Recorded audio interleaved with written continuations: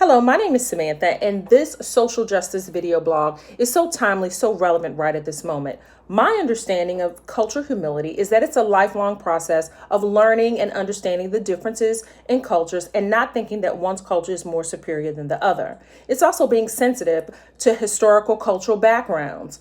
Sue and Sue define cultural humility as a complementary component to cultural competence associated with an open attitudinal stance or a multicultural open orientation to work with diverse clients. Engaging in cultural awareness is being able to objectively examine and assess biases and values and beliefs and traditions and perspectives, not only within your own culture, but in other cultures as well.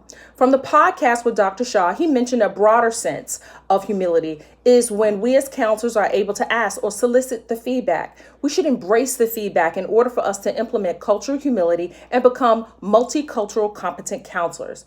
This is important to the counseling process because advocating for clients' rights and issues of marginalized populations are not only important to clients, but to the counseling profession.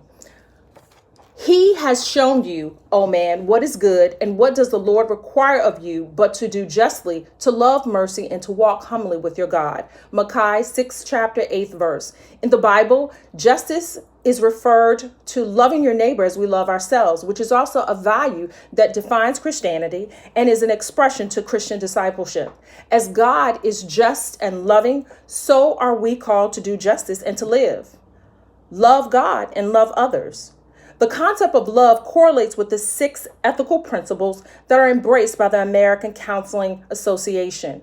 One way I would demonstrate cultural humility with clients would be to first assess my own personal values and beliefs as they relate to culture, advocacy, as well as social justice. Next, I will communicate the importance of humility in the therapeutic process with my clients. In addition, because this is a lifelong process, I will continue to increase my knowledge and becoming more culturally aware. I would take action to advocacy and social justice by becoming a member of the American Counseling Association. And by being a member of this organization, I would always be informed of topics as they relate to various cultures. Taking a moment and having the ability to walk in someone else's shoes in terms of his or her culture and engaging in cultural humility is not only paramount to the therapeutic process, but to humanity.